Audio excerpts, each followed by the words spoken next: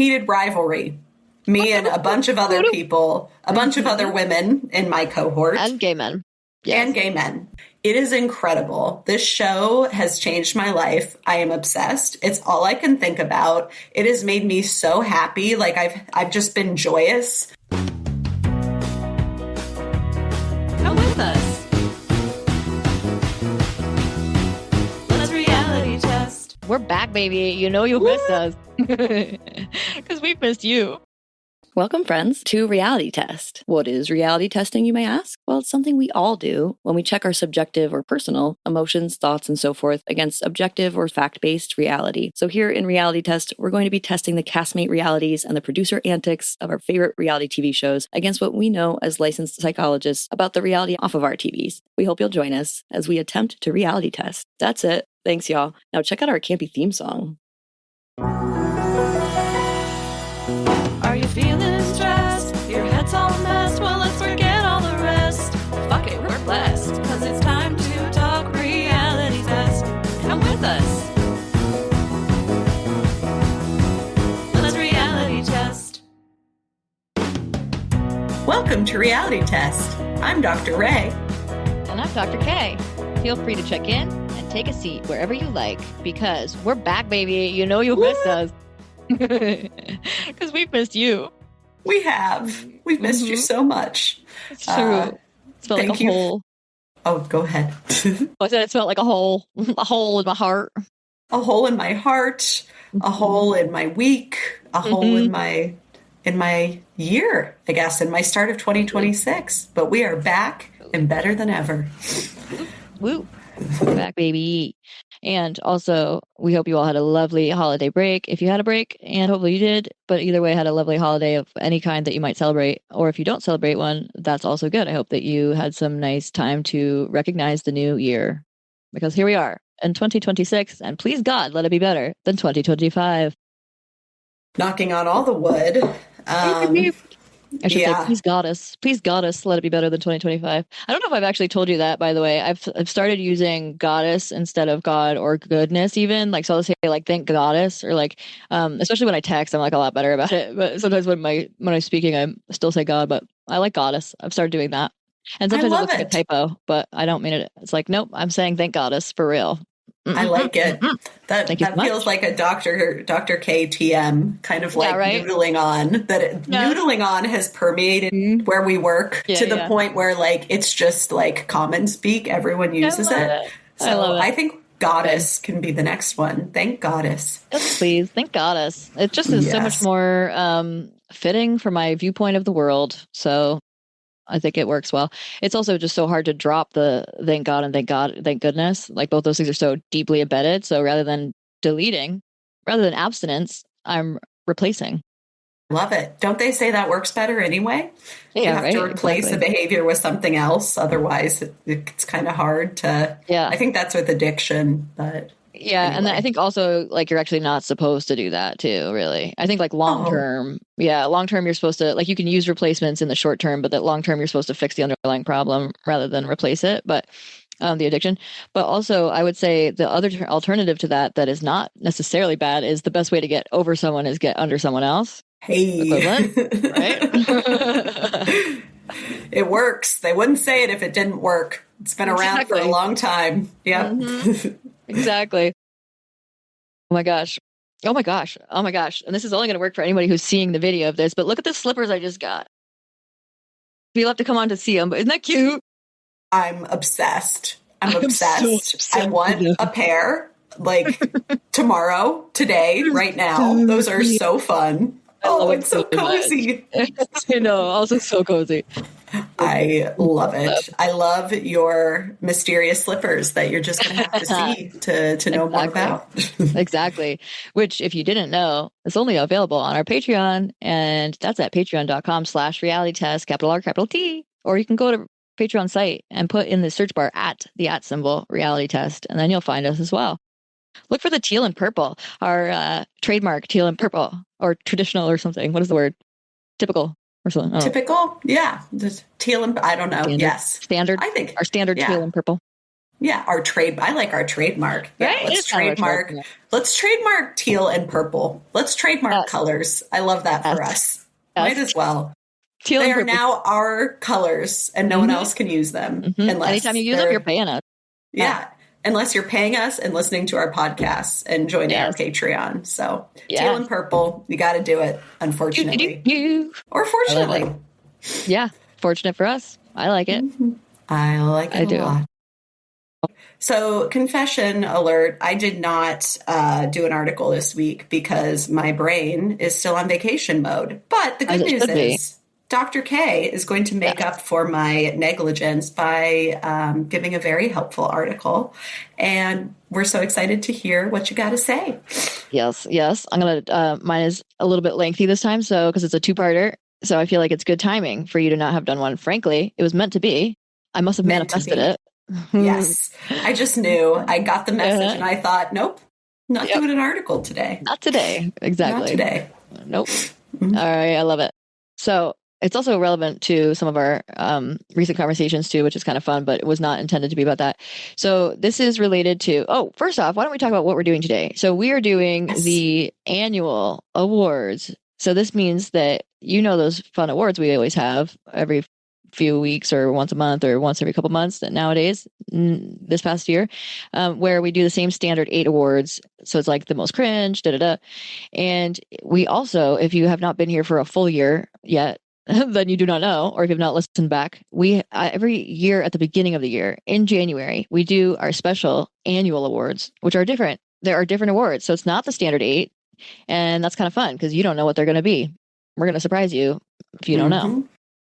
So basically, we're going to give you our awards for the entire year, what we think the peak answers to these questions are from the entire year.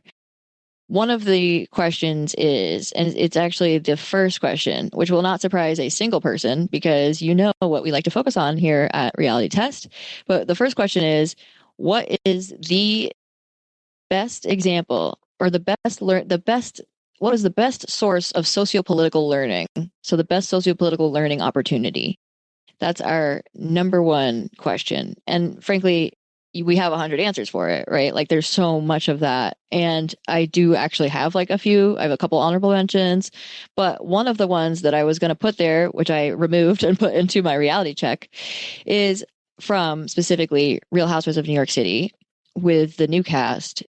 So I'm going to talk about that. Before I do, I'm also going to do our little disclaimer here quickly and say that we are therapists, but we're not your therapists. Unless you're one of our clients who listen, but typically we're not your therapist. We're not the therapists of those those whom we watch on TV. We don't actually know them. So we don't get to give them any sort of diagnoses. We don't have a real psychological assessment done and therefore can't give them a diagnosis.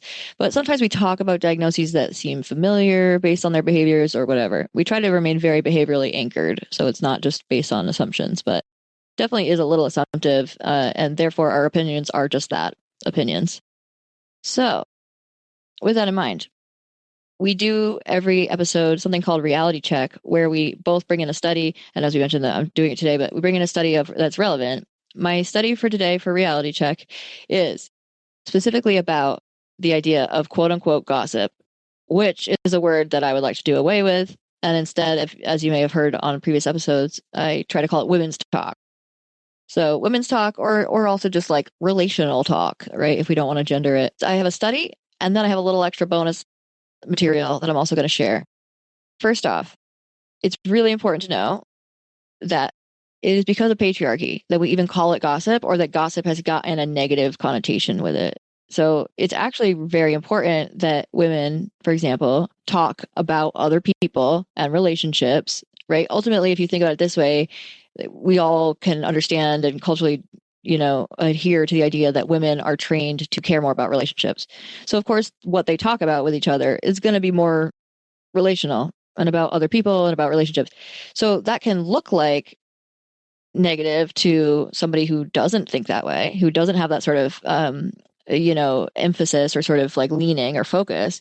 And yet it's only because men have been heralded as the like norm that we even see it as bad. Like, actually, it's just a different thing. It's just a different type of focus, and it's not a bad thing. So not only is it not a bad thing, it's just something that got relegated as negative because of patriarchy. It's also a very good thing for many reasons. So one of the reasons it's very good is if you think about Weinstein, right? Or just Me Too in general. If we weren't talking to each other about the sexual predators or people that are just unsafe for any reason, or people that have, used us for money or whatever. If we weren't talking about that behind the scenes, some women would continue to be victimized by these people. And so we're trying to protect ourselves and each other by talking about them. In addition, there's something to be said about the idea that when you are microaggressed against, sometimes we need to go to someone else who knows what it's like to be microaggressed against to know if it's real. Like, are we just feeling this way? Are we being sensitive, quote unquote? Which honestly, if you're even wondering if it's a microaggression, it probably is. But it's still, we have this wondering, right? And so sometimes we feel like we're going crazy if we don't talk to someone else who can be like, no, that is absolutely sexist, racist, whatever, microaggression. So that's another reason that quote unquote gossip, but actually women's talk or relational talk, is so important. And in fact, quite helpful. So I found a study. I was looking for the one that sort of was the first to sort of break this tide, which actually came out quite a while ago.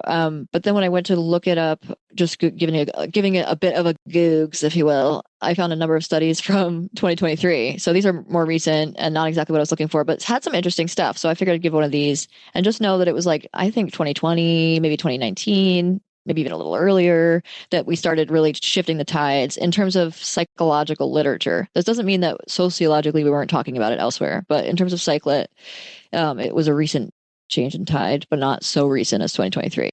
So this study is from 2023. It's called Explaining the Evolution of Gossip, and it's by Pan, Zhao, and Gelfand. And I think Gelfand is a contributor of other articles about gossip as well, quote unquote gossip. But what I liked about this is that actually this is a evolutionary motherfucking thing. Okay. So this isn't just what we were just talking about, that it's evolutionary because it protects women and they stay alive, but also because actually part of what happens when you gossip is that it sends a message to the person to whom you're gossiping that they have to behave a certain way or they'll be gossiped about. So it's actually like helping in some ways police behavior, which is a darker side in some ways, but in other ways it's true, right? We are more pro-socially behaving if we're worried people will talk about us. I, to this day, remember the day when I had the first realization. I mean, I was probably like third grade, second grade, whatever. But I had this moment where I was like, oh my gosh, you know how I talk about all these other people to my friends?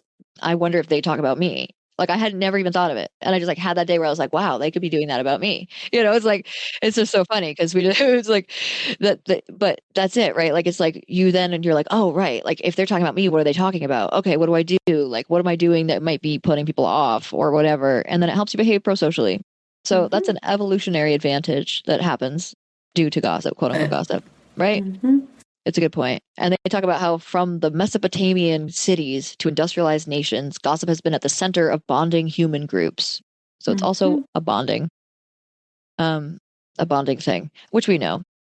I think that's the one thing that's always been in agreement is like, we've always understood like gossip, brings you closer, but we were told like, don't do it. Like, don't gossip, but like, it does bring you closer to people, but don't do it. It's like, actually, we should do it. And the idea, and what I've come to understand in my more so adulthood, maybe like young adulthood, is that it's about the sort of like motivation that matters. Like, are you doing this to like put someone down? Like, are you doing it to like be an asshole? Like, that's one thing. And why are you doing it to be an asshole? Is that because, like you're feeling badly about yourself? Then find another way to do that. It doesn't have to come at the cost of somebody else. Are you doing it because you're actually like wondering what's going on? Like, is it about like trying to process something that's happening relationally, or trying to learn from what that other person is doing wrong, right? Like, there's ways in which we can absolutely vent as well. And it could still not be mean. Like, you can do it without being mean. And I think that's the piece where like, even in adults, I still see that, frankly, fairly often, like people who just need to be judgy, and it's just not how I am. And so to me, it just is very off-putting. Like, I have a hard time receiving it. I can't really do it. But I do understand the need to, like, for example, okay, this just happened with somebody at work. And so I need to like turn and talk to another person from work and just sort of be like, did you hear that? What does this mean? And that person, because we've established our norms together, knows I'm not saying what a terrible person this other person is. Right. Like at baseline, we're coming with good intentions and we want the best for everybody. It doesn't mean shit about how I feel about this person. I'm just processing a relational event, you know? And so in that way, you kind of find your people and you make sure you're on the same page about motivation, and then you process. And it's not the same thing as really like gossip, the way that people make it out to look like, which is just like a way of putting people down to feel better about yourself. That's not it. You know? Right. It's a way of understanding and being able to hold a lot of truths about a person, but being able to hopefully like move forward in a dynamic, kind of understanding better and understanding what you're contributing, what you can do differently, what the other person did. If what you are experiencing is what they're experiencing, there's a lot of relational richness that I think can come from gossiping. And I love so much about what you said.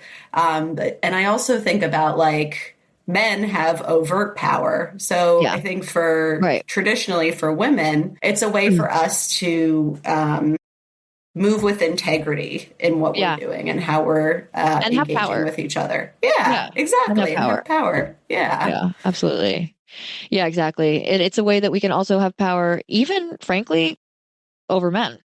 Because there's the power that we exert over the other person to whom we're gossiping, just in the fact that they realize that like we could talk about them. That's a certain form of power. But then it's also power over men, where it's like you can overtly tell us how to be or like put us in certain positions all you want, but like we can also come at you in ways you don't even see, you know, in ways you won't even know are coming, and that affect you in ways you won't know. And it reminds me of that quote, I think it was Eleanor Roosevelt, about like behind every, you know, head of state is the strong neck or whatever, you know, the woman is the neck that turns the head, something way more eloquent. But it's that idea, right? Like we're like behind the scenes pulling strings in a different way. So totally agree. It's the idea of empowerment for women as well. So there's, I would say, a good host of like 30 reasons why women's talk is so important, and also something that's been relegated to the side because of patriarchy. So the reason I bring this up is because one of the things that was sociopolitical that came up during this past year was from Real Housewives of New York City, when Aaron Tsai and Jessel, no, was it about Jessel? It was about Jessel. So Aaron Tsai and Uba, who was it? I can tell you because it's on my notes. How about that? Oh, Bryn, of course. So it was Sai, Bryn, and Aaron. We're talking about Jessel and about how Jessel said like the love of my life isn't Pavitt, it's this other guy. But it turned out she meant like, yeah, she, you know, whatever. But like they're talking about it together because it's something she fucking said, which by the way, later they're like, Bryn is just lying. But it's like, Bryn's not lying because they all talked about it because she fucking said it, but whatever. But the idea was that they were all gossiping about Jessel, and they even like a little bit ironically, like, or, you know, facetiously, or, you know, whatever, they're being funny about it, but a little bit to our face, you know, on the face of it, Bryn was like, you know, gossip like makes us feel better about ourselves. But like they also meant it. Like that is true. That was helping them bond. And that was the other thing she said. She's like, this is when I feel close to Sai. It does make us feel closer to each other. And like, of course we love Jessel, but like it kind of helps. It helps us, the three of us bond. And that's absolutely right. She's right. On the face of it, absolutely. It looks a little judgy, but also it's helping the three of them get closer to each other. And they're kind of being playful. I will say they are judgier than like we are, right? Like when we talk or process things, like they are a little bit more like, oh, like, oh girl, like, you know, or whatever, which is interesting. Like it makes you wonder about motivation a little bit. It's not like they're worried about Jessel, you know what I mean? Right. In those moments, it doesn't feel like that. So in that way, it's a little judgier, but still like they're right. It's something that actually is a good thing, right? And ultimately it's like they're thinking about relationships and what it means, and makes them think about their own relationships and what if they said that about their husband or whatever. So I bring that up to say they're right not to worry about it, but they still had some stigma about it amongst themselves. And it's because they were a little judgy still. Like they probably should have a little stigma just because it was a little judgy, but they still should also ultimately, if they felt more accepting of it and what it can be, they would do better at it, right? Like they would be nicer. Yeah. It's like if you understood what you were doing and how it can actually be a good thing, then you would do it differently, and you would do it in a way that actually is pro-social. And their then also, internalized stigma is almost keeping them to the like tropes of gossip that make it seem harmful or whatnot. Yes, exactly. Oh, fascinating. That's a good one.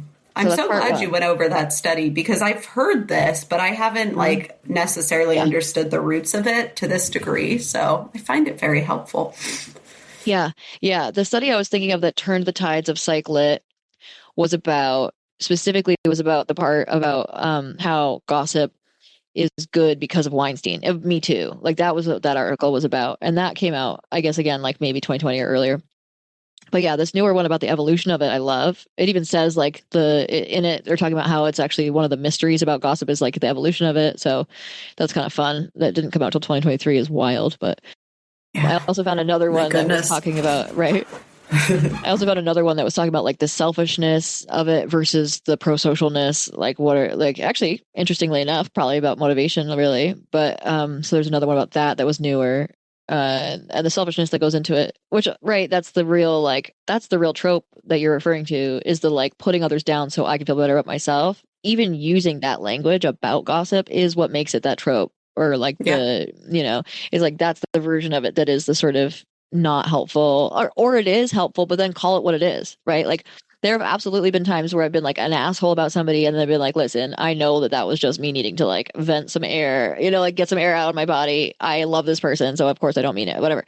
Like if I could like catch myself in it and like, call it what it is, done, settled, right? Like then we're not both walking away being like, wow, what a dick. Like, this person. It's like, oh yes, I was frustrated about this thing. Yeah. And like, and then I don't go away feeling self-conscious that you think I'm a dick because I was a dick. It's like, no, I was able to say like, listen, I'm being a dick. Like, don't, I don't mean it. Then we both go away feeling fine. Because ultimately, what does that do, right? Like, so say I like am a dick about somebody.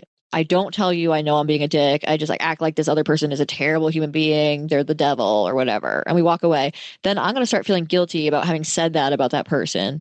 You're going to start wondering, oh my gosh, did she say things like that about me behind my back? Then the next time we see each other, we're both going to do a version of checking, like a checking behavior where you're going to be like, hey, like, are we good? Or are you talking about me like that? And I'm going to be like, hey, are we good? Or do you know that I like don't like, or that I'm not an asshole, which might mean I'll double down. Like a version of that is potentially me being like, that person is a dick, right? Don't you think that person's a dick? Like I'll come to you and be like, don't you agree with me so that I don't feel bad that I said it? And to you, that's like, wow, they really are a dick about people. Like me doubling down tells you you're right that I'm a dick. You know what I mean? Whereas me doing it is like, are we okay? Because I'm saying like, I want you to agree with me so I feel good that I said it. But then that looks like I'm just like proving to you that you're right, that I'm a dick. So it's just like a whole ass thing that happens over and over and just reinforces itself. And it's understandable. But, then creates unsafety in relationships. If that happens again and again, it's like, oh shit, this person is going to think really black and white about me or whatnot. Mm-hmm. And so, there's so much nuance in the way that traditionally women, I don't mean to be gender essentialist, but like more traditionally feminine communication occurs. That is really beautiful in some ways and is really understood. Yes. In my opinion. Right. Because it gets relegated to the margins. Like it doesn't matter. It's not the same. It doesn't have any meaning. It's just like, it's fluff or whatever. And so then we don't give it enough meaning. That means we don't study it enough. And I think that's where some of this turn in the tides about women's talk is so important, because now we're looking more at it. Even the fact that this friggin' article from 2023 says the evolution of women's talk is a mystery is wild. Yeah. It says that. It's so bad. Think about that. That's just so fucking wild. It reminds me of the book that came out, one of my Bibles, I'll tell you, called Toward a New Psychology of Women by Jean Baker Miller. She's the goddess behind relational cultural theory, which is the theory that Dr. Ray and I both subscribe to. And she wrote this book, Toward a New Psychology of Women, in 1976, in which she broke ground by saying, oh, wait, hold on. I think women might have a different psychology than men. What? And talk about gender essentialist, it's absolutely gender essentialist, but it was needed because at the time, everything was men. It was like all male dominated theories. All the theories were about like male psychology and pretending like that it related to all of us. And white male, middle-class white male, related to all of us. And so it took 1976. That's like a couple decades ago. You know what I mean? Not really, but it's like that, you know? So it's like fucking A. It's so late in the game. You would never think that. You would never think it took that long. And so you would never think it would take till 2023 to realize that there's a totally different form of women's talk that's also similarly just as respectable and yet hasn't been researched because we don't respect it because of patriarchy. Literally half a century ago, 1976. That is quite. Isn't that right? I think that's 50 years is right. Yeah, that's 50 years. Yeah, wow. Exactly 50 years, right? As of this year, exactly 50 years. Oh, it's a 50-year anniversary. Congratulations, Jean Baker Miller. That's fun. Good for her. Good sorry, there hasn't been more evolution and our understanding of women's psychology, but great job on the paper.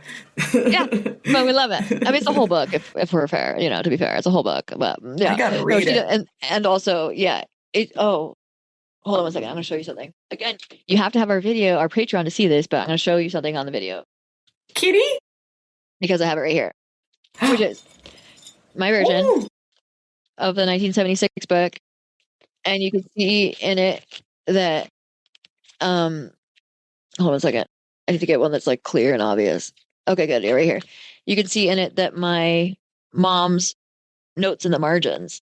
Because she went to Wellesley, which is where this theory was created. And so she was at the birthplace at the birth time of relational cultural theory, which is why I got so into it. I was like born into these values. But yeah, isn't that cute? So now my notes are on top of her notes and it's fun. That's really cool. Yeah, I love that. Cute. It was fun reading through it and being like, oh, that's funny. She saw that as interesting. That makes a lot of sense because I know how she is. And that makes sense that she'd find that interesting. It's cute. Oh, what a cool way to get to know your mom in like a different kind of realm. That's awesome. It was fun. Yeah. It's very eye-opening. I mean, I think in a lot of ways we grow up blaming our mothers because culture blames our mothers. And so like we see them as at fault about all sorts of things. And then when we become young women and understand how much culture is apt to blame us anyway when we've done nothing wrong, or when we're responding to a culture that blames us, that then we start to understand like, oh, right, like she was just responding to what was right. Like we understand their behaviors. It's the same thing with all people of all genders, understanding how parents are once they become a parent. You know, it's like the same thing. But yep. Yeah. Absolutely. So now I'm going to do my part 2 that takes up your study time as well. Not that that didn't already, but which is I'm going to read to you a poem. Oh, it's my favorite poem. I'm so glad because I didn't really check with you about this. This is brand new news to you, but I am going to read it because it's my favorite poem. I'm so even excited. Have a quote from it. I had it embroidered on my sweatpants, and I also have a quote from it on my like friendship bracelets that I make. I kind of quote it all over the place. Okay. So here it is. Ready. Okay. This is called Women's Talk. And the author is Astra, Astra, which you can Google and not find. In fact, you can't find this poem on Google. I've tried. So if you are looking for it, it's actually at the beginning of Dale Spender's book called Man-Made Language. She's a woman, Dale Spender. It's a 80s feminist icon book, like total Bible level needed book. If you are into feminism at all, check this book out. In fact, one of the important points that I'm able to cite Man-Made Language for is why we've always used they as a pronoun in the singular anyway, regardless of people being trans. And in fact, prior to us using he to mean all people, we used they. They has a longer history than he does, using he to mean all people. Fucking dude. And not just that, it was politicized. It was a political law put in place in Paris that changed our use of they to be he. Wow. And then it took forever for us to start using he or she instead of he, you know? It was like for Thanks, so many Paris. of the books, the Bible. I know, right? Thanks, France. What the fuck? And not even surprising. They're still so repressed, but it's like now our Bible says he, you know, like all this shit like says he for everybody. I mean, like he who all our quotes, all our like famous quotes, they all have he instead of they or whatever. And that turns out that's actually more modern than they is. So thank you, Dale Spender. You are a goddess. We love it. That was in the 80s she published that. In the 80s she published that fact. And that's before real like trans, you know, rights took off. So she is a goddamn icon and sadly, I think passed. I just saw something recently that said remembering Dale Spender and I was like, what? She died? But I think she did. So we'll find out later because I actually did want to follow up on that. So again, called Women's Talk. What men dub tattle, gossip, women's talk is really revolutionary activity and would be taken seriously by men, in parentheses, and many women too, if men were doing the talking. Women's talk is women together probing the privatized pain, isolation, exclusion, trivialization in their everyday lives. If situations were reversed, men would react with identical symptoms to what women feel in their gut: worthlessness, self-deprecation, depression. What men call prattle, babble, chatter, jabber, blather, gabbing, hot air, small talk, rubbish, gibberish, verbosity, clearly shows how language reflects the deep misogyny that's penetrated our lives and become common sport. But from this day forward, spare me. I'm sick of being bait. Men denigrate our talk at their peril, but that's because they're in ignorance of its power, our power. Those precious few of us who see ourselves as powerful, serious, and deadly. I love it. Isn't that great? Wow. That was really cool. Good. That is a great poem. Will you send that to me off mic sometime? Thank you. Yeah, absolutely. That's so good. That. Life-changing that poem was for me.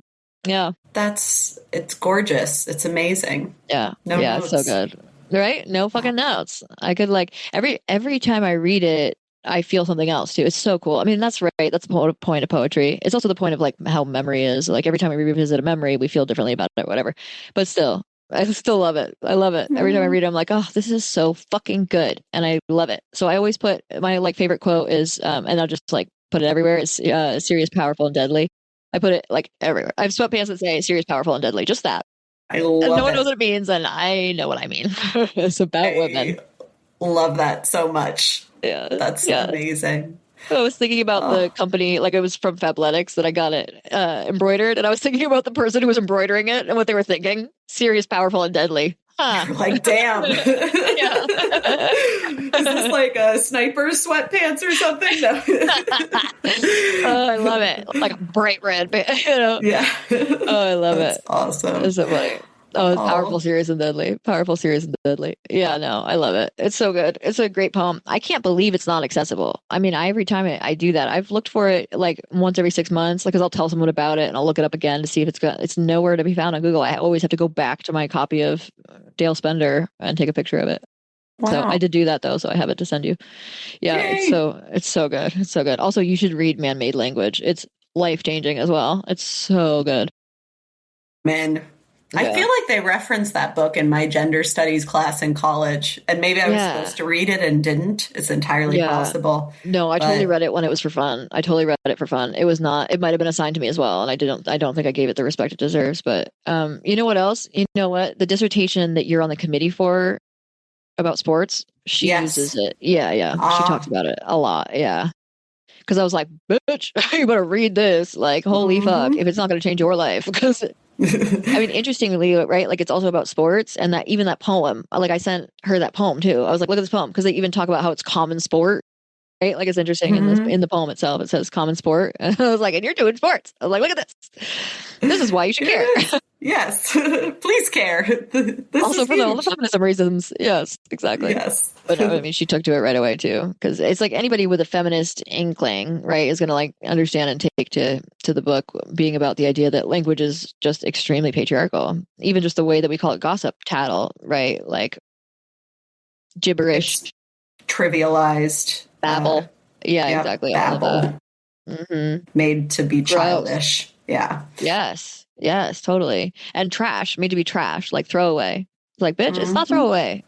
Just because you don't get anything from it, because actually you are the victim of it often, doesn't mean that, it should be denigrated. In fact, if you just behave better, you'll be fine. All fine. And reality TV in general, to take it macro, is kind of fodder for, I mean, the poem you read, what you were talking about, this is what we do. Reality TV is about relationships and navigating relationships. And it's historically been considered trivial, right? But I think that tide's starting to turn.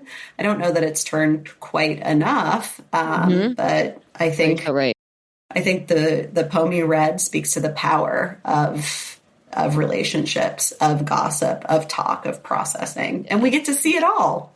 and learn from it. Exactly. And also like it itself is another version of something that's trivialized and thrown out because it's a woman's thing. And I totally agree the tide has changed a little and not enough, because you're right. Like people still call it like a guilty pleasure. Anytime anybody says that to me, I'm like, I'm going to stop you right there. Like, actually, it's really good for us to understand human nature. And that's what we're learning from these shows. So I'm not going to feel bad about liking it. Nope. Not at all. Well, that was amazing. Thank you so much for listening. Love and adore you. And also thank you all listeners for taking in some feminism today. And we have more for you because our whole podcast is feminist. Don't go anywhere. So first off, our next segment is called Check-ins, which is where we talk about what we're bringing in on our hearts and minds. So what is on your heart and mind today, dear Dr. Ray? Heated rivalry. Me and a bunch of other people, a bunch of other women in my cohort. And gay men. Yes. And gay men, yes. Though there's been some interesting like backlash against, I think, the realisticness of the sex scenes. Interesting. And then Jacob Tierney has responded like, yeah, I like. Are they not gay? Are the actors not gay? It's unclear. They haven't come out. Yes, which we could have a whole separate conversation about, and my feelings about that personally versus like the trend that's happening. It's like on an individual level, I support whatever anyone decides, right? Regarding disclosing their sexual orientation. In terms of trends, actors and actresses seem to be not sharing as much, which to me, I worry about the glorification of closeting. So again, it's like the individual versus the like more macro systemic, trends. And so I have complicated feelings about this. But anyway, so the sex scenes are great in my humble opinion. They just don't show like a lot of the prep or stuff like that, which it's a 6-episode show. And to TBH, like if we're going to do that, like heterosexual sex scenes are not realistic at all. Like they're fucking immediately. I think Jacob Tierney was like, it's not a documentary. And I thought, I'm like, fair enough. That's a great point. By the way, and I heard of it from a gay man. So I also know there are some gay men who are in support of the sex scenes. Absolutely. It is incredible. This show has changed my life. I am obsessed. It's all I can think about. It has made me so happy. Like I've just been joyous thinking about this show. It's pretty much, I'm so happy that for the last couple hours, we haven't been mostly talking about heated rivalry because I've had a really hard time talking about anything else. This show is so good. It is so sexy, and it has a female gaze, which I think is why it is so popular right now with women across sexual orientations. And a lot of people are like, why do women like this so much? Right? Straight women, bi women, lesbian women love this show.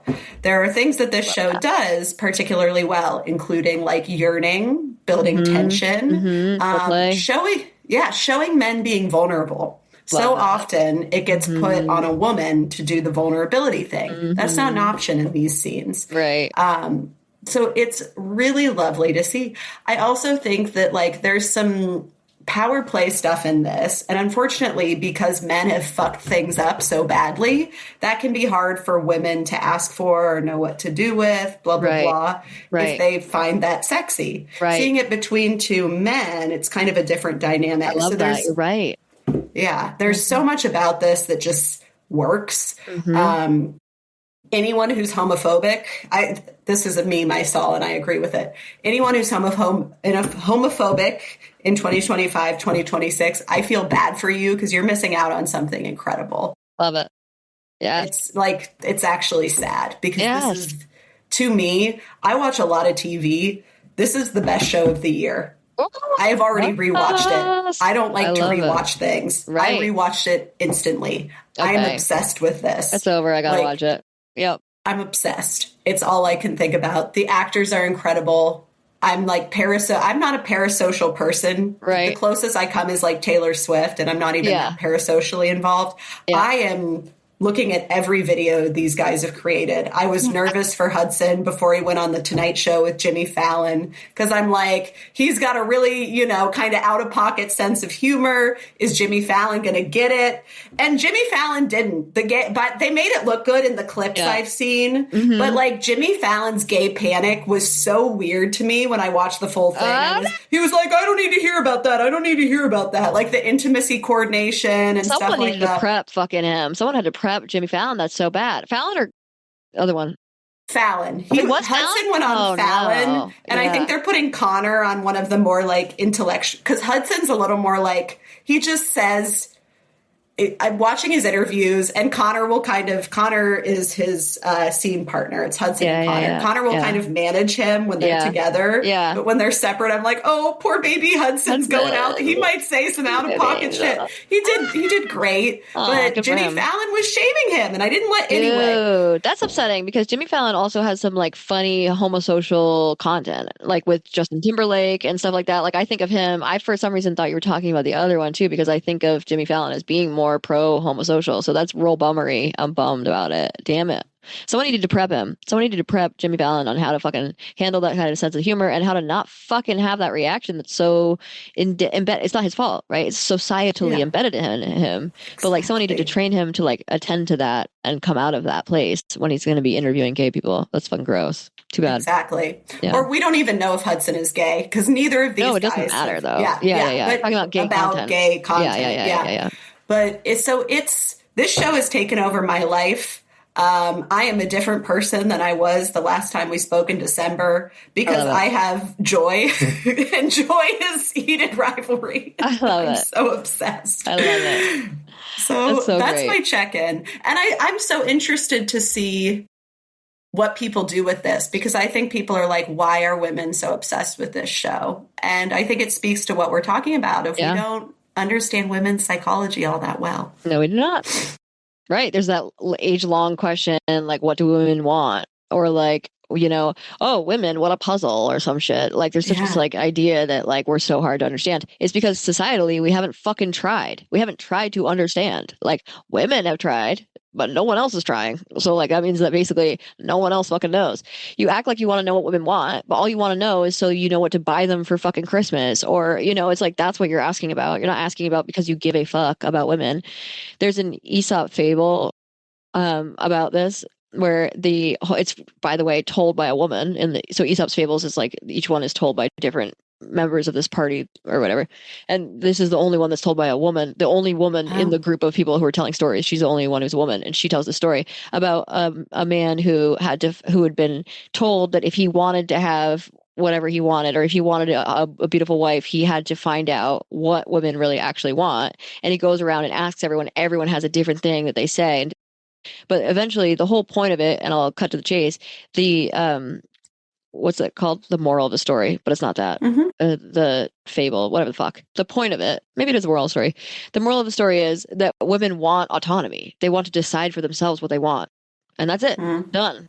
I love it. And so like this idea of like trying to find out what they want so that you can give it to them. No. Don't give it to them. Let them decide and make a choice and get it for themselves.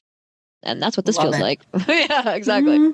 This feels like at that moment where it's like you deciding, right? Like you're so concerned with what we want because you want to be the one to give it to us. It's still about men. It's a phallocentric, male, patriarchal view of caring about women. And that's not it. Like we should be actually genuinely interested in learning about women the same way we have to be genuinely interested in learning about men if we want to survive. Like y'all should do that too, just out of fucking genuine need, actually, but at least out of interest, genuine interest for our sakes, not for yours.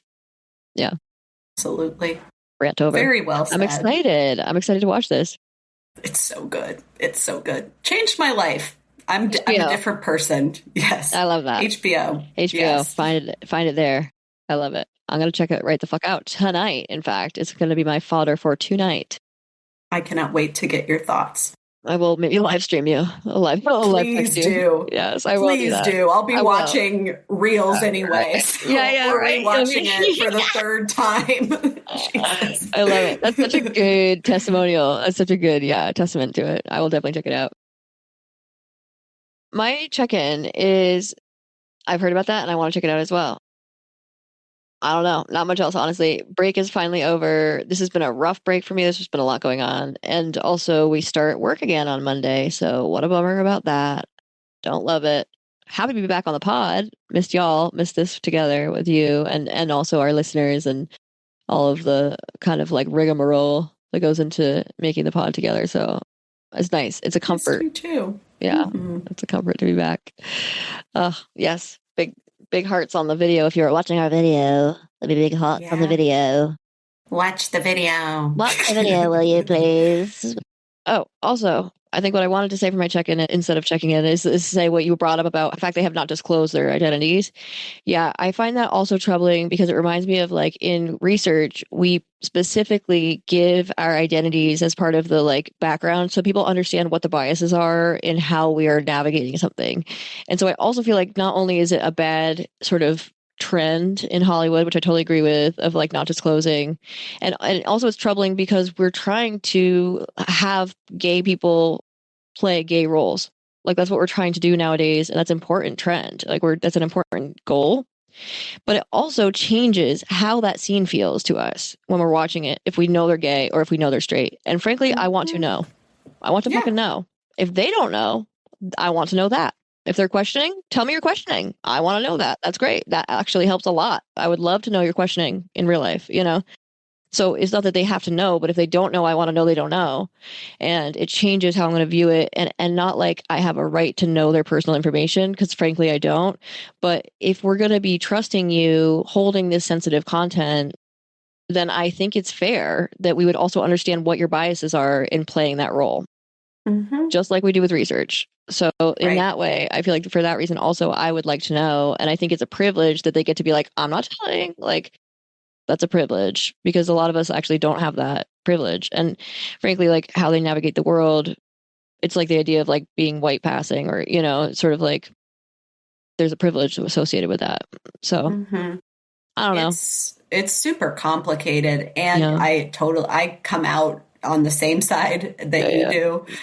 Come out, but I see it too with like Paul Mescal, you know, who's played a lot of gay roles in a lot of gay sad boys, and then is like kind of harumphing about sharing his sexual orientation and has only dated women and is like straight passing it. And then who's the other person who I love? So cute. Josh O'Connor.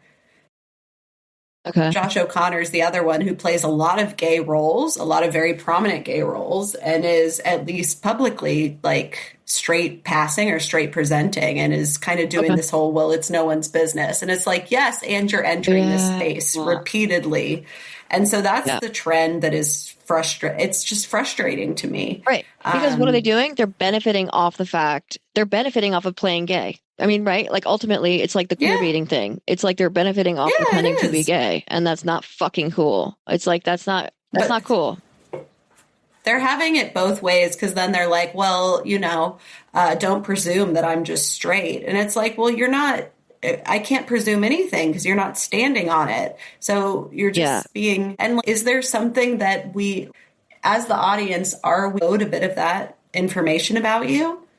I think so. Kind of. I do. Kind of. I do. And like, especially as gay culture, like in gay culture, your visibility is a huge deal. So we're kind of owed it. And like, and also, by the way, a straight person being like, you can't presume I'm not gay is a total different thing than a gay person being like, you can't presume I'm not straight. Like, that is a totally different conversation. And so if a straight person is saying, you can't presume I'm not straight, you can't presume I'm straight, it's like, gross. You don't get to say that. Like, fuck right off. If you're not fucking gay, don't say that. Like, you know what I mean? Right. So like, it does say a lot. Saying that alone is kind of garbage. Because it either means that you are gay, in which case come out, it's fine, or not fine. I'm sure it'll be hard, but also like, please do for our sake. But, or if you are straight, don't fucking say that. Don't fucking act like you might be gay if you're not gay. It's like, dude, it's a marginalized position. It's like people who are like, oh, I kind of wish I was gay. It's like, no, you fucking don't. It's a marginalized position. You don't get to pretend to be, you know, and act like, ooh, how fun. It's like you're fetishizing It's exhausting. Yeah, exactly. Yeah. Sorry. And maybe they're viewing the like 3 societal benefits that sometimes queer people have and are like, see, it's so great and cool to be queer. It's not most of the time. Kit and caboodle, right? It's that too. There's good things also, and that's not to be denied, and we're not denying that. And also, you only see the benefits sometimes. If you're thinking like, oh, what fun to pretend to be gay, like then you're only seeing the benefits because there's so much more to it. And also on top of that, it's like how disrespectful to us to act like you might be in our community and then treated with the benefits of it. The only benefits there are of being gay. You're then given those benefits without having to take the deficits. You then get to do better than we do in our own community by getting to be straight, have all the benefits of being straight, and also act like you're gay, get all the benefits of being gay. No. No.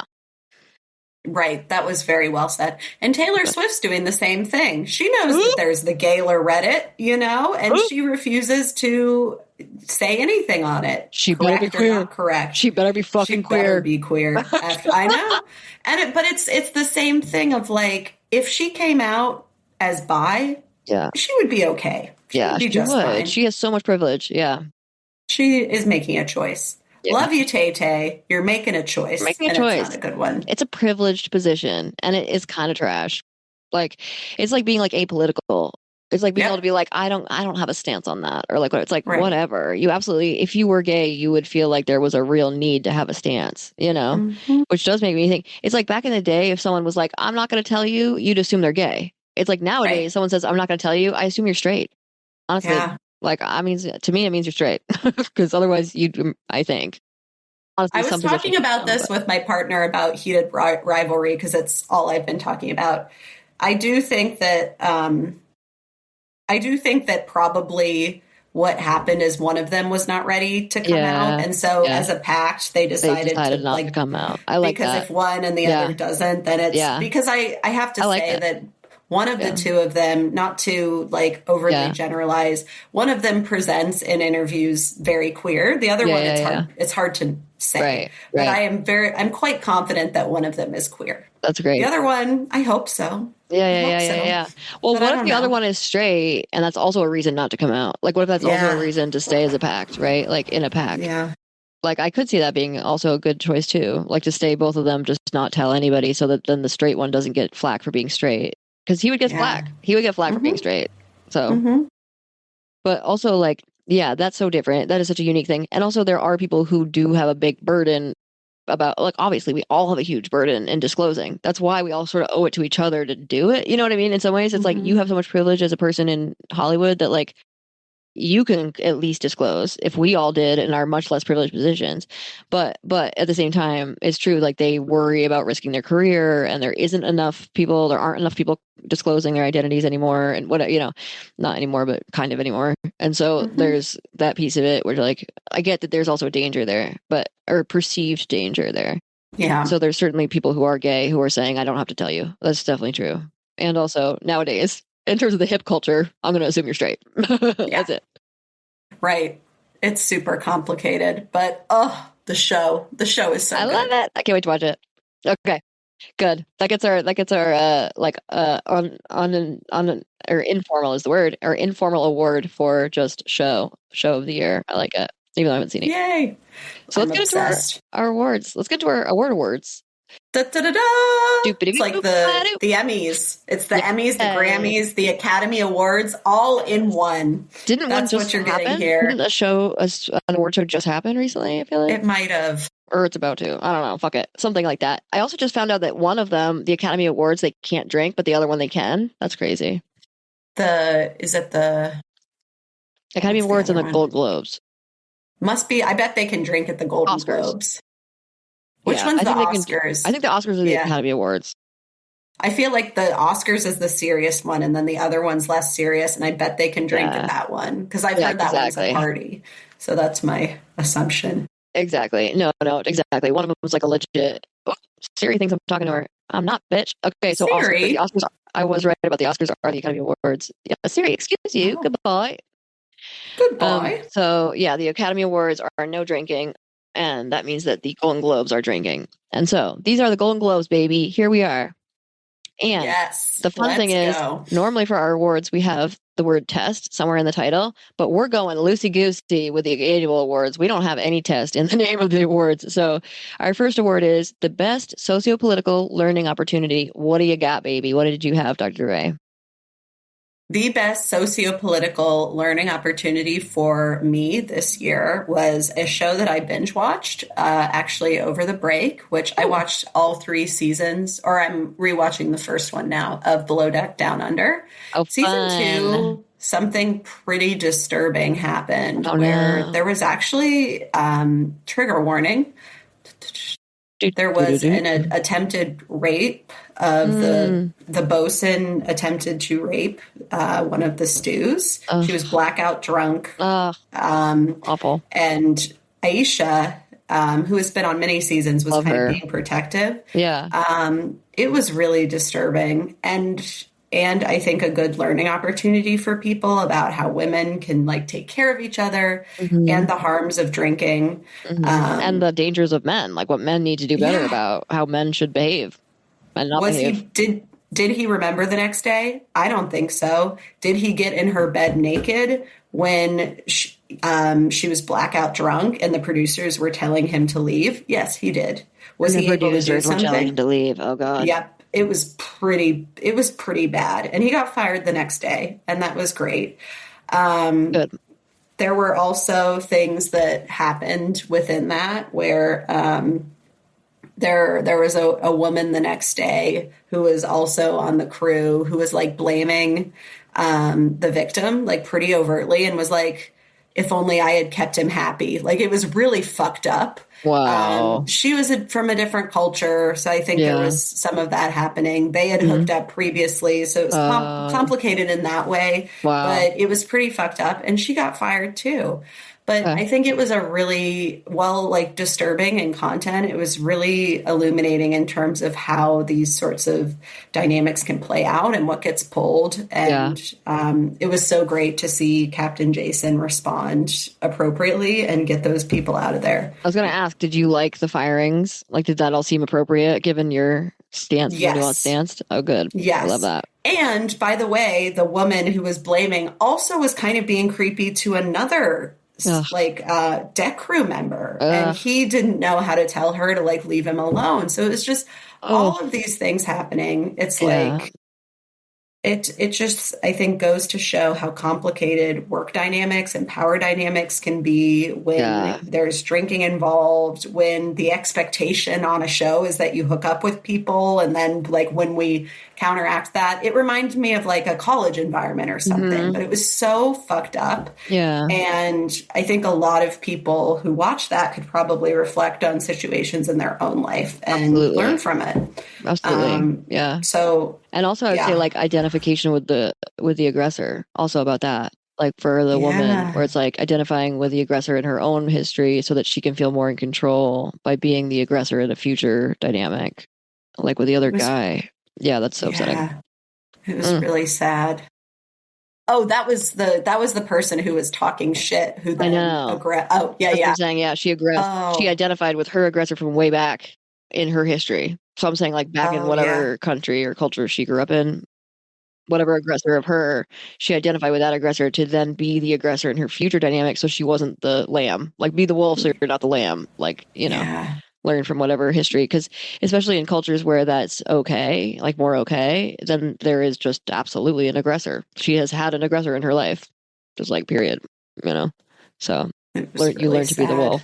That's so sad. Fabulous. I love that example. And I've been watching, actually I watched some Below Deck as well over the break, and I watched season 3 of Down Under, and I had already seen it, so I rewatched that one actually.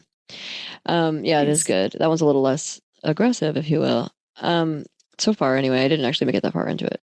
So my best sociopolitical learning opportunity, I had a few like where I'm just gonna like reference, and then one I'll give a little bit more details on.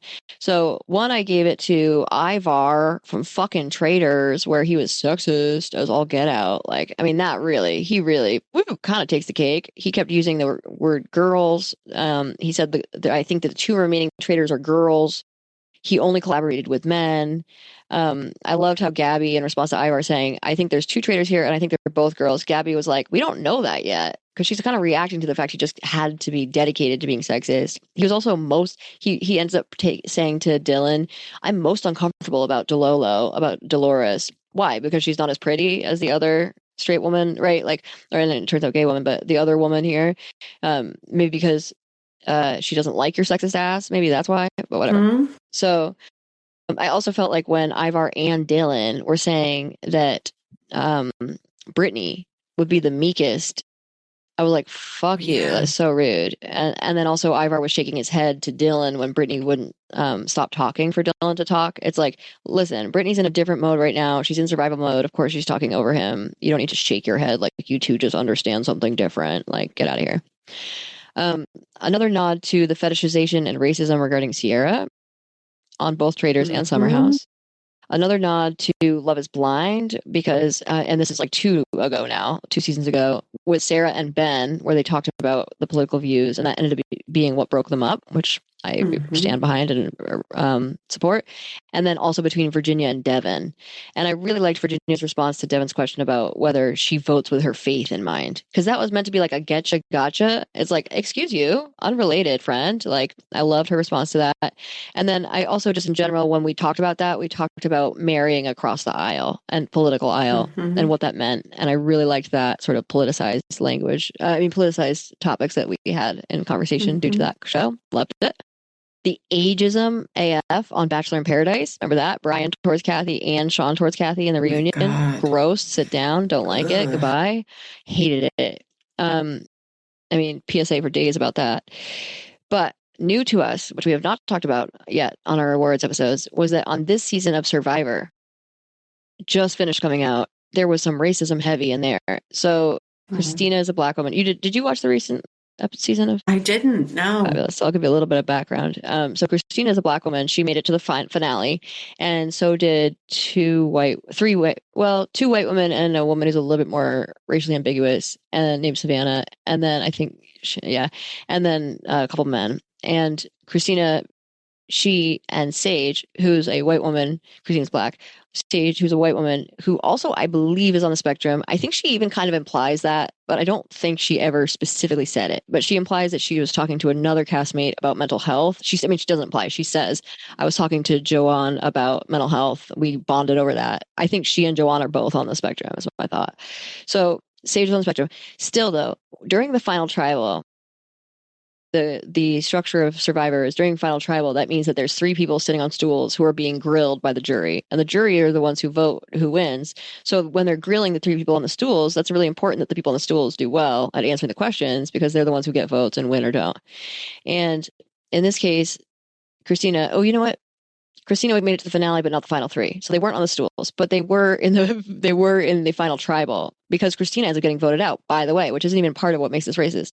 But during the final 4, Christina's the 4th to go. So like 4th from last, or 5th, maybe. I don't care. She's in the finale. She goes home pretty early on in the finale episode because she and Sage are both fighting for their lives. They're the only 2 who are at risk. So yeah, she was final 5. She was the 5th to go. Anyway, she was in 5th place, Christina was. But she and Sage, who ends up coming in 3rd place, basically.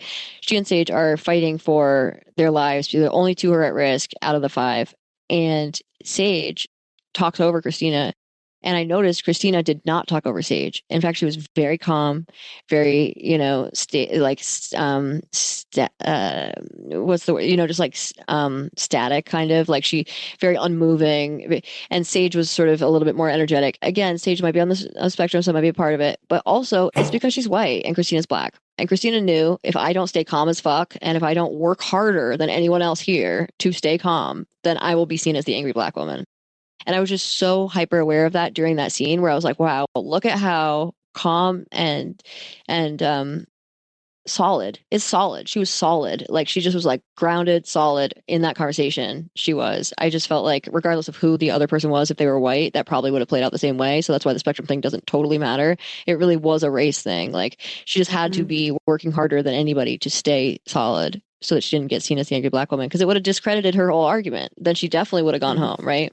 And she went home anyway. But still, I felt like that was just such a moment where I was like, oh, what a bummer. Like, what a bummer that that's such a microcosm of our reality and our society. So. Sucks. Yeah. Oh, well, those are good ones. Thank you so much. A little bit of a laundry list, if you will. I love it. Do you mind doing the next one? Because I'm having trouble finding my list. So if you could. It's most or least growth. Okay, so the next one is most or least growth within a relationship. So we kind of combined two here, where we took the award for best worst relationship and we took the award for most or least growth and we combined them. So who had the most or least growth within a relationship context? Would you like me to do my answer to it as well while you look for your notes? Amazing. Yes. Thank you. No problem at all.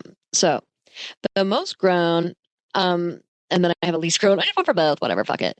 So for most grown, I gave it to motherfucking Mary from Salt Lake City. What is her fucking last name? Mary Cosby. Okay, thank you, Cosby. I almost said Cosden, and I was like, Cosden isn't right. Cosby. Mary motherfucking Cosby, baby. Yes. Wonderful growth. I mean, what the fuck with that growth in terms of her relationship with Robert Jr.? So I just gave her all the spades in the world for most growth. She, as I mentioned at the time that this happened in Salt Lake City, she really like night and day was talking about Robert Jr. completely differently. I mean, she must have been to therapy. It just felt so digested and processed in a way that I'd never seen before in the last season where she talked about Robert Jr. having substance use issues. She was so blind to some of the dynamics that cause it because she was saying things like back at the time, she was saying things like, but he's my perfect boy. And like, and then she said to his face, she would say things like, but you're the reason for living. Like, if it weren't for you, I wouldn't live. Like, you're the only reason I'm here. And it's like, whoa, like that is the issue. That's the issue. That is why he's having a hard time coping. It's too much pressure for a young dude. And it's been there probably his whole life. So it just was a lot. And it was upsetting to watch because we know that Mary wants the best, but she just was so like obtuse to what was happening. So to see her pivot not only a little bit, but all the way to fully healthy conversation. I mean, the way it was just like all the way. I had no notes. I was shocked that I had no notes. So she was saying things like, I'm aware of the fact that I had unfair expectations set for him. She was like, she also, instead of calling him like an all-star or like perfect, she just said like, yeah, he has a good heart and he's smart. You know, she said that. She didn't say he was a straight A student. He was perfect. Like she said, he's smart. He's got a good heart. I was like, oh, Mary, yes. It's funny that like I'm celebrating her not being as enthusiastic about her son, right? But like it's true. Yes. It's like you're not putting pressure on him to be perfect. You're saying he's smart. She's not celebrating him. She's still celebrating him, but she's not like, you know, the pedestaling him. Pedestaling him. Yes. And then she also talked about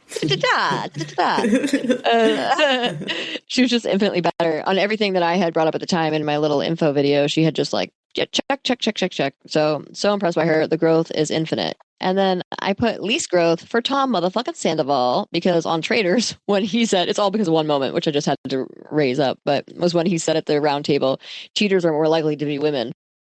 Oh my God. It was like, wild. Wild. Sorry. Beyond. Chaos, motherfucker. Literal chaos. It was so much and so funny. So yeah, so he gets least growth just because of that comment. But honestly, he immediately was like, sorry, no, I get it. Like he's like, I know, like that's funny because I am the one who cheated. Like I get it. You know, he quickly adapted and understood and didn't, you know, he kind of like was a good sport about it. But it was a lot. It was a lot. Yeah. That man on that, he did great on that show in terms of being entertaining. But yeah, do I think he's grown? No. Well, the thing that was a lot was like, he was like, well, like in the moment when they got Rob out and it turned out Rob was a traitor and he said to the camera, I could die now. He's like, now I've redeemed myself. Like everything's perfect. It's like, because you kind of guessed at the last minute that Rob might be a traitor, that therefore you're redeemable. I'm sorry. Not at the fucking all, sir. There's so much more you need to learn. And this happened after that. And it's like shows there's so much more to learn. But he also just straight up was like, that's all I needed. I needed people to know I'm good. And I'm good if I get Rob out. That must mean I'm a good person. No, that means you happen to be on the right side of the vote about one vote. And yeah, he's like a good player, but like that doesn't mean anything. It doesn't mean anything. It just showed how vapid his views of like life are and like how he sees himself as being grown because he had like one okay move that wasn't his move. He like claimed the move and it wasn't his move. I don't know. Anyway, so those moments I was like, okay, so you're not grown at all. You're still entertaining more so than you were on VPR where you were like your vapid self. Here you have some more entertaining features, but still troubling. Still very troubling. Yeah. Indeed. Did you find yours? Yes, I did. Thank you. So I gave it to Kyle. Richards on Beverly Hills. Well, just from last season to this season, I'm so far really appreciating her trying to be honest, which is not easy. Speaking of our conversation about being more open, and it's a very different thing because she's not an actor who's playing queer roles in order to get clout. It's a very different thing. Right. But she is making the choice to be more honest, which is not easy when you've probably been raised with a lot of internalized heterosexism and internalized biphobia. So I have so much empathy for her, and I'm really happy to hear her being more public because I think that her doing this is going to allow other people to see themselves in her story and maybe be more open or see different options for themselves, which I think is amazing because a lot of people look up to Kyle. So I'm so happy to see her growth. And I think the women are appreciating it too in terms of her relationships. I think it's improving how others are relating with her on the show because now they know what the heck's going on. So.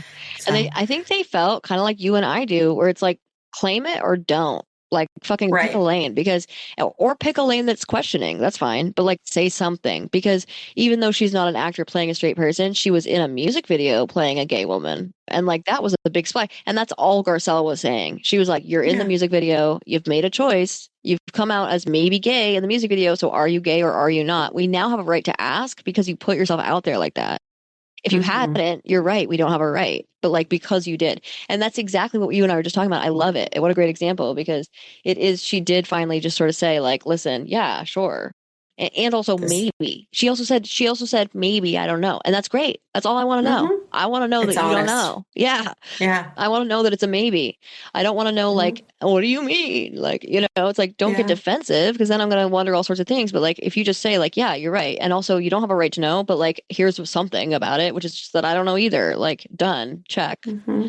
And so then did you see on the Watch What Happens Live, because you were telling me too that you did the same thing where they made it easy for us to watch those because they came right after the episodes. Did you see on the Watch What Happens Live when it wasn't her, I think it was Dorit or somebody, or maybe Erica Jane was on, and one of the questions for the audience was, do you need to know more about Kyle's sexuality? And the overwhelming answer was no. It's true. Like, we're good. We don't need to know more. That was it. Like, that is it. Call it good. Like now we're good. Is this a thing? Are we being totally gaslit when we see you on dates with this person and travel? Like, it's just like, So. It's like, are y'all together or are y'all friends? Like fair, you have to protect her privacy too. And we do totally understand that. And we would have understood that a year ago. You know what I mean? Being able to be like, listen, I'm not sure, but like this person is none of your business. I can't speak to that person, but I'm not sure how I feel either about sexuality. Done.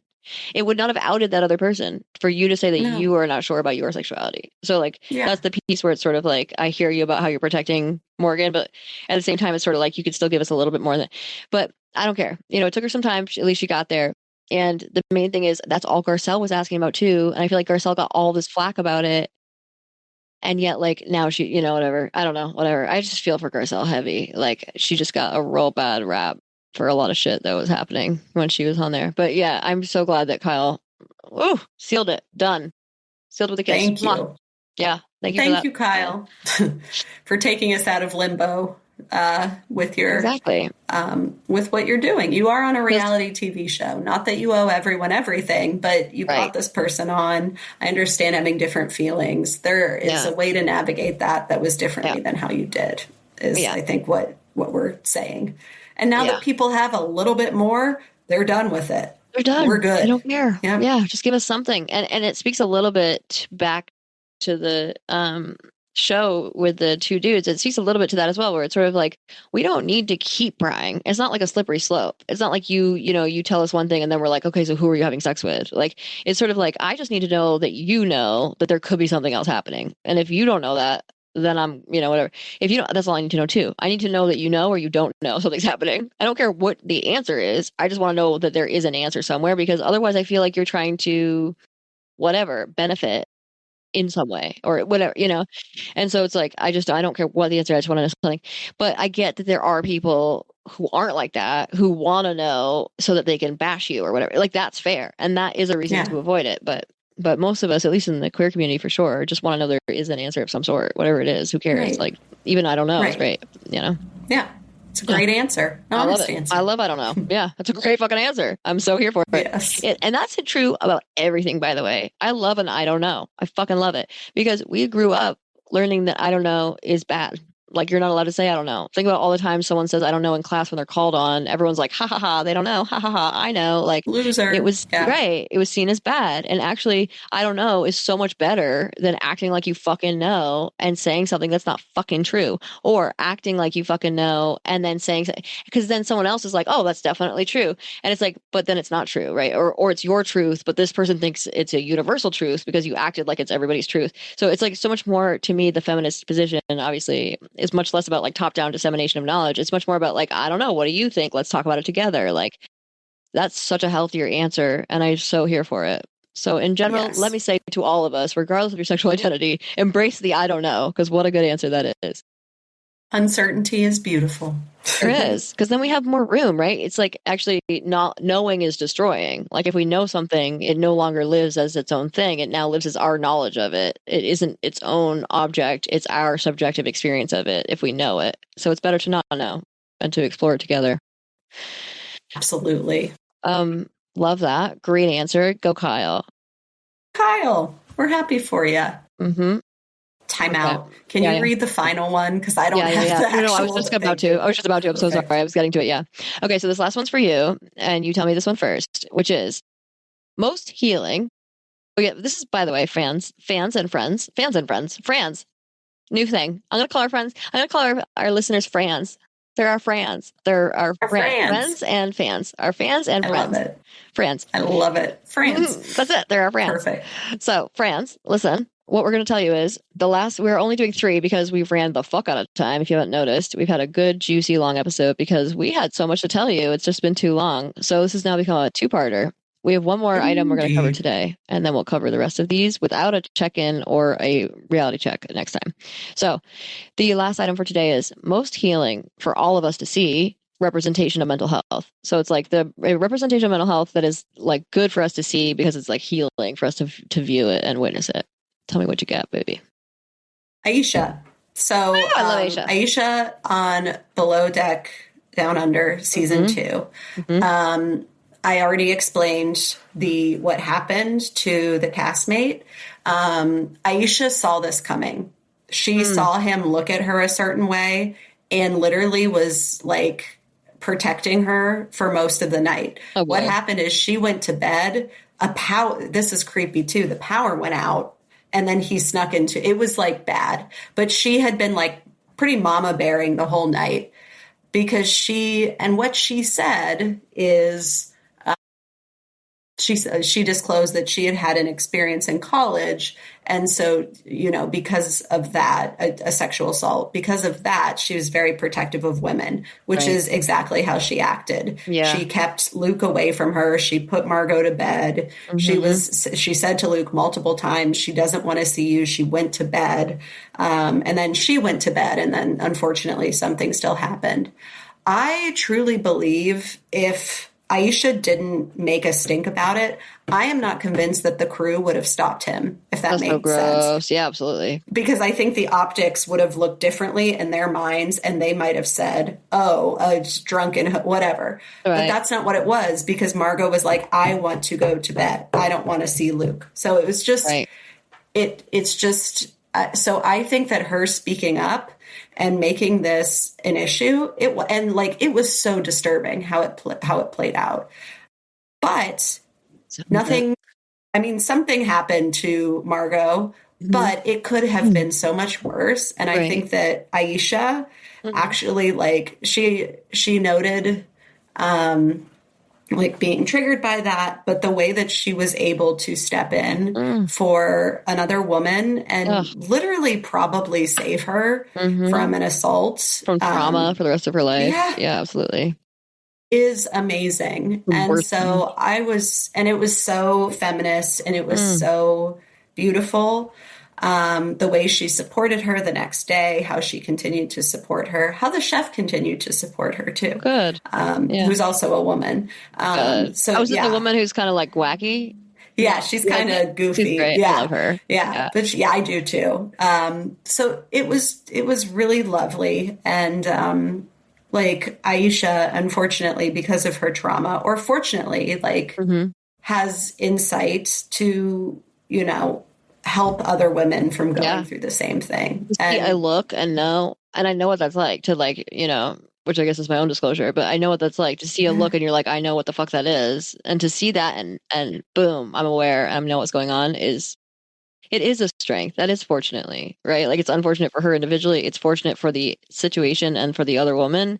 And it's one of those things where it's like post-traumatic growth, right? It's like sometimes there can be good that comes from something we wish had never happened. And I absolutely wish that had never happened to Asia, but like, I'm glad that she made a good outcome could come from it if it had to happen. It was all the kudos in the world to her because she really stopped something really horrible from happening. I believe that wholeheartedly. Oh, amazing. Yeah. She's a powerhouse. I really like her a lot.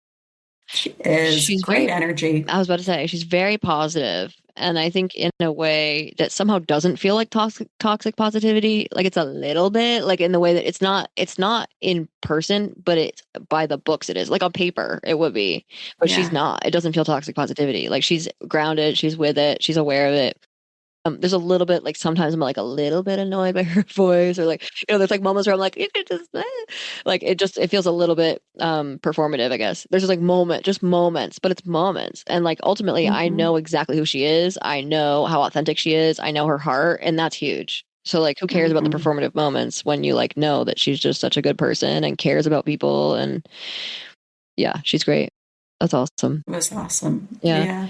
Also, it speaks to the fact that a lot of, sorry, just real quick. It speaks to the fact that a lot of us with trauma are better able to be positive, right? Like, it's like we've been through the dark shit, so that it makes it easier to be positive. It's like, what is this? Like, I don't care. This isn't what I've been through, you know, which is so true.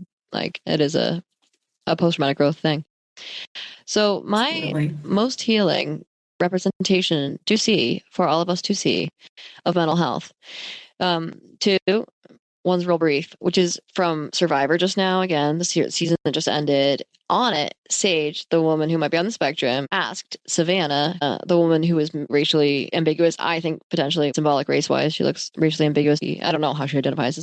So Sage asked Savannah for consent prior to hugging her.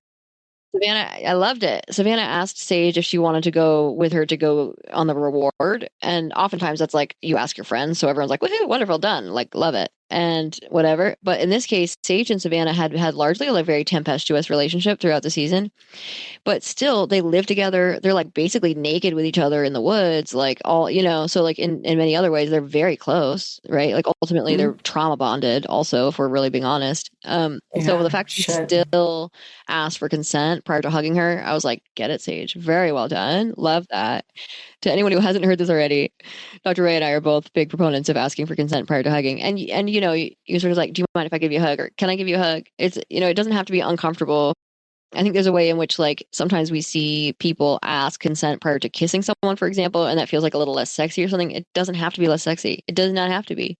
It could be very much still the very personal hug. It can still be the very like sexy kiss, to still just be like, I really want to kiss you right now. What are you feeling like? Or like, you know, it's like, are we on the same page right now? Because I'm feeling like kissing, whatever. You can make it kind of like fun and playful and still sexy. It doesn't have to be the like, can I kiss you? Like, because I also don't want that. That feels awkward and uncomfortable. Like, I don't want to be like, can I kiss you right now? No, not now. And I don't feel like it now. Thank you, bye. But like, there's a way to do it in a sexy way. And like, you know, so whatever. It's different for different people, but in any case, particularly in this, I really liked that Sage asked her for consent. So that was a healing thing to see. And I think also part of why Dr. Ray and I care so deeply about it is because we work with students who are in a power down position, and yet so much of what we talk about is so personal. It's like deeply personal content. And so to like get to the end of a supervision session or end of an even advisee session with an advisee where it's just academic related, it can feel very cold to just be like turned off from a hug, right? To just like be kitty corner. So to like turn your body so that they're unable to hug you, or so they don't get the wrong idea about hugging you. Like, it can feel very cold to do that, because that's the other option. If you don't like say, can I give you a hug? And you know, then it looks like you're asking for a hug. And so if you don't look like you're asking for a hug, then you have to turn yourself so it doesn't look like you're asking for a hug. And then that feels like fucking cold. So it's like, what are your options? You have 3 and they're not great. So ultimately, I establish in actually like an at length conversation with my supervisees first about whether they're comfortable with that while we're seated, not in the spot where we're about to hug. I have an in-depth conversation with about them. And then each time, even though we've had an in-depth conversation, I will still be like, can I hug you? And usually they're like, yes, please. Yes. Anyway. Asking is good. Asking is always good. And consent. Dr. Kay does this constantly. Always asks for consent. Hopefully not in a bad way. Yeah, no, because it's just like, it's about like, the idea is consent has to be ongoing, enthusiastic, and what's the other one? There's a third word, but like there's three things. Ongoing and enthusiastic are important as well, though there's a third one, but those two are equally as important as the third one, where it's sort of like you it's like withdraw or participatory or something. It's like optional. Like you can withdraw at any time. Just because you consented once to hugging doesn't mean you have to consent another time. If we've now hugged maybe like over a year, maybe I'll stop asking. Like I have told Dr. Ray that they don't have to ask me. She doesn't have to ask me. My close friends don't have to ask me. We've established that. But like with people who I'm in a power position, I'm still going to try to ask. Again, though, if it's over a year, maybe I stop asking. At some point, it's sort of like, okay, but like we have to establish that as a norm. And so right away for the first couple of months, I'm going to keep asking each time. And I think there's a way of doing it. It's like, because I'm respecting the fact that that person might decide not today or like, whatever.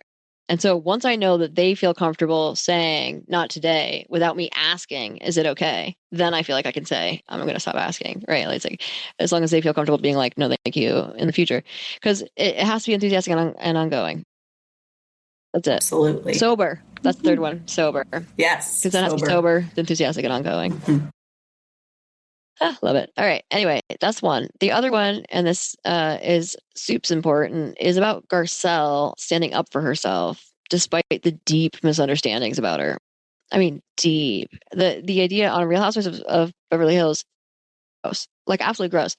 Like, first of all, deep, immense racism. Just like so much racism against Garcelle. There's a little bit also against Bose. It's not to say it's not against Bose as well.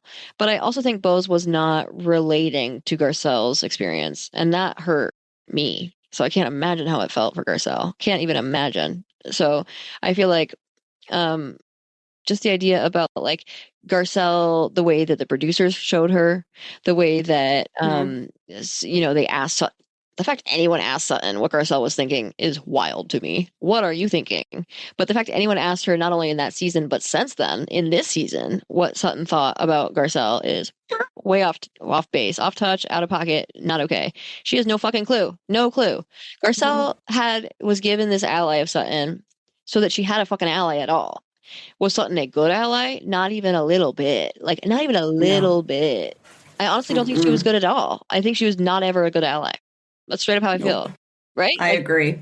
Good. I don't think she was a good friend. Not at all. No. Not a good friend, not a good ally. Friend, yeah. Whatever. No, same. Yeah. None of it. Like, even if it had just been friendship and I wasn't also worried about Garcelle fending for herself in this group of white women, even if I wasn't worried about that, even just as a friend, as a dyad, she was not a good friend. And then she also was definitely not a good ally. So I just gross out by the whole scenario with Sutton, gross out by how people treated Sutton like she should know, or like as she had a fucking say. The way people treat still to this day, including producers.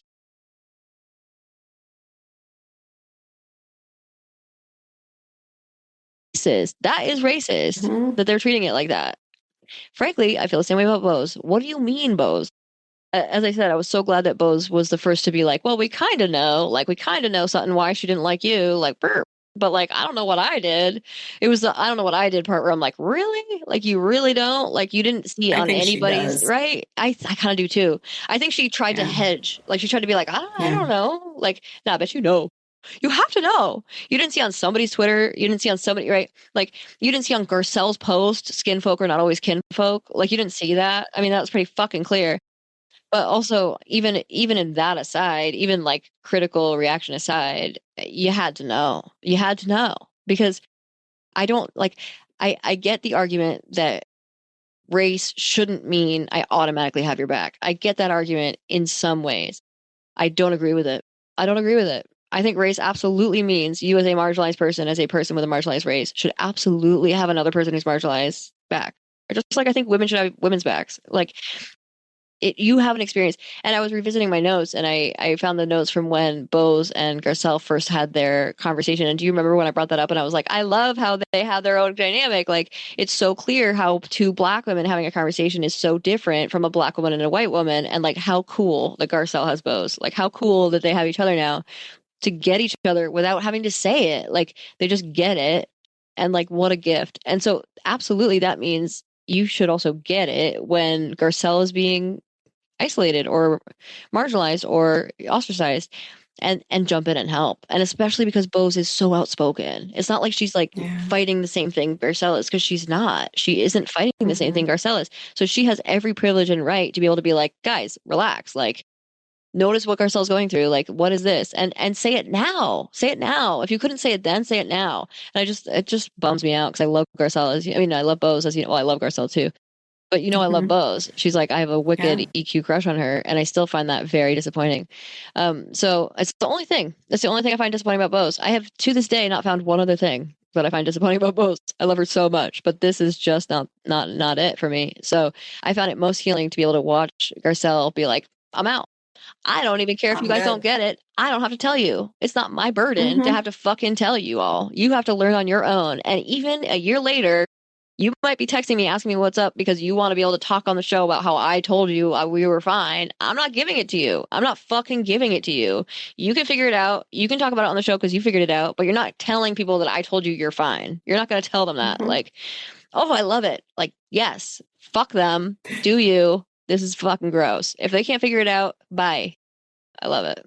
Boy, bye. Girl, bye. I'm over Everybody, it. Bye. Yep. Fucking out of here. Get out of here, every gender. I hate y'all. But I love it. I love it. It's so good.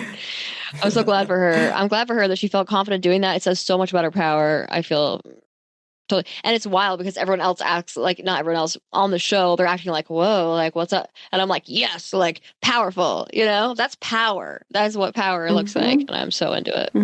Yeah. Love it. Good for you, Garcelle. Getting the heck out of there. Yeah, stand up for yourself. Fuck these bitches. And like, standing up for yourself might mean, oh my gosh, you know what it reminds me of? And I love it. Is like, I had a supervisor once, or actually she was a training director, but regardless, she said, sometimes silence is power. And like, because it's so true that like voice and vocal, and I say this sometimes on the podcast because it's true, but sometimes, using your voice is of course power. Like, power is like being able to stand in your power and use your voice. But sometimes silence is power. And this is that. This is what that is. This is what that looks like, which I don't always find good examples of that because it's kind of hard, because it's one of those things where it's like not quite what we talk about as being powerful. But this is that example. It's like she has so much power by just being like, I don't have to tell you. You can go figure it out. But I'm not fucking telling you we're fine. I'm not telling you what's wrong with this. If you don't know what's wrong with this, we're never going to be friends. Like, we're done here. Same with Bose. We're done here. If you don't get it, if you can't say on the show that you get it, we're done here. Love it. Love, love, love. Yeah. Oh, good stuff. That's right. That's the end, right? Okay. So listen, friends, we'll be back. We have plenty more for you. Of the awards for the year, you've heard already, so plenty of soapboxes for the night. So we'll give you a break and we'll be back soon. But in the meantime, you can find us all sorts of places, including our Patreon, patreon.com/realitytest, capital R, capital T. You can go to patreon.com and search in their search bar at @realitytest. You can also go to our Instagram. Our joint Instagram account for the pod itself is @realitytestpodcast. But we also have individual Instagrams at Dr. Kay Pods and at Dr. Ray Pods. And then we also have TikTok at the old one is at drdr.realitytv, but the current TikTok handle for the whole podcast, plus our YouTube, plus our Facebook, are all at Reality Test Pod. At Reality Test Pod. So it's Reality Test Pod for our Facebook page. And then you'll find us on Gmail as well at realitycheckpodding@gmail.com. I was like, what the fuck is our Gmail? And then just don't forget to go on our Patreon, though, friends, because here's the deal. If you go on for free, become a free member, you're going to get access to our audio a night before. You get it early. Why not? I like to listen to my... Sometimes I'm like, Sunday night, I'm like, why the fuck isn't this out yet? I want to hear it. So you might be that person, and you can get it for fucking free. Just join our Patreon for free. By the way, Patreon is free to join, and period, as a whole site, as a whole ass program, it is free. So you can jump on there, create an account, use your Google fucking sign in, whatever. It's easy breezy, 10 seconds. Then you can go to our page and just do like add as a member, free member. then you're free to hear our audios a night early. If you wanted to pay a measly $5 a month, measly indeed, you might find that you'll also get access to our video episodes where you'll see, for example, my slippers, and then also some other shit I brought up. I don't even remember at this point, but there were several things that you would only see if you saw our video episodes. You can go to our YouTube account as well, though. We used to have half of our video episodes on there if you want to see some of our old video episodes. But for now, all of our videos are on Patreon, where you'll also find some like additional fun bonus content only for members. So come check it the fuck out. And don't forget to rate, review, and subscribe. Tell all your friends and join. Do it. $5 a month could make a big difference for us. Truly. $5 measly motherfucking dollars. I mean, what is it to you? It's a coffee. It's a coffee a month. It's a coffee a month. Let's be real. And listen, to all you who are friends of your friends who told you to come join us, thank you. Hi, friends. And please tell your friends so that we have friends upon friends upon friends.